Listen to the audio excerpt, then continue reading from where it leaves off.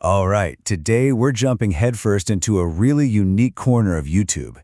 It's an audio series called The Bryce Talk Show, and it's basically a stream of consciousness look into one guy's life, all his passions, all his frustrations, totally and completely unfiltered. And yeah, that quote right there, that pretty much sets the tone. This is not your typical polished, curated content. This is raw, it's emotional, and it's the perfect place for us to start. So let's get into it. So here's our roadmap. First, we're going to get a proper introduction to the man behind the microphone. Then, we'll dig into his world of tech and what it's like to be a creator. After that, we'll get into his passions. We're talking fireworks in Florida. And finally, we'll try to figure out what it all means. Okay, so what is the Bryce Talk Show, really? Well, you can think of it as a personal audio diary. The host, Bryce, just records his thoughts and then uploads it straight to YouTube for literally anyone to hear. For this explainer, we're focusing on Season 5, which covers about a year and a half of his life. And when I say stream of consciousness, I mean it. There's no script, no fancy editing. It's just Bryce, a mic, and whatever is on his mind that day. And the stuff he talks about is, well, it's all over the place. It's a true slice of his life. One minute, he could be giving a full review of the Super Bowl, and the next, he's telling you about a recent bowling trip or how he won big on his own personal slot machine. It's a wild mix. Now, one of the biggest themes you'll find woven through almost every episode is Bryce's absolute fascination with technology. It's not just a hobby, it's really the engine that powers his whole life as a creator. You can actually track his journey through tech over the course of the season. He's not just a consumer, he's right there on the front lines, messing with new AI sound generators, testing out beta versions of iOS, and buying new hardware. He's always experimenting. He gets really into this one tool called Suno AI.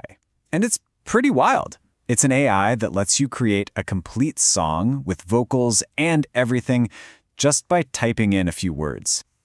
And this is where his different worlds really start to smash together.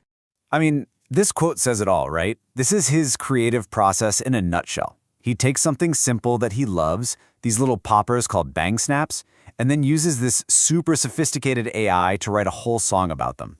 It's this perfect blend of high-tech obsession and just simple, explosive fun. And you gotta remember, his interest in tech isn't just for kicks, it's what he uses to get his work done. He's using GoPros, audio recorders, and all sorts of AI tools to meticulously document his entire world and share it. But look, this show is so much more than just gadgets and software.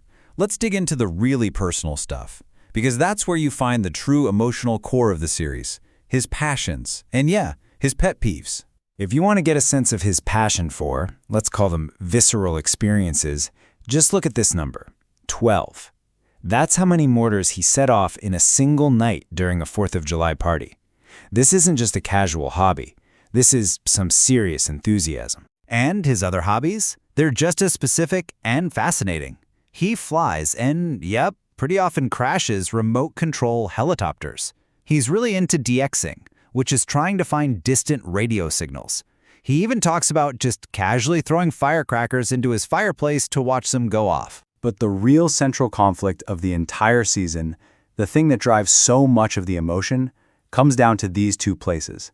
You've got his home state of Ohio, which he calls this dump and this shit, and then there's Florida, his escape, the place where he meets nice folks and can actually relax and enjoy life. The contrast is just stark.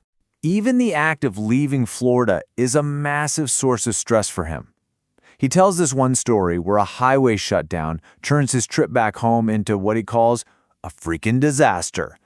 For him, returning home isn't just changing locations. It's a genuinely stressful event that you can hear in his voice. Okay, so we've looked at the tech, the hobbies, the travel, the frustration. What does it all add up to? In this last section, let's try to pull all these threads together and figure out why a project like this is so compelling. So when you boil it all down, his entire world in this show seems to revolve around these four main pillars: his deep dives into tech, his very specific hobbies, the emotional roller coaster of his travels, and his super candid takes on just everyday life events. And here's why that really matters. The whole show is basically a perfect portrait of this modern creator impulse. You know, this deep, almost primal need to document everything.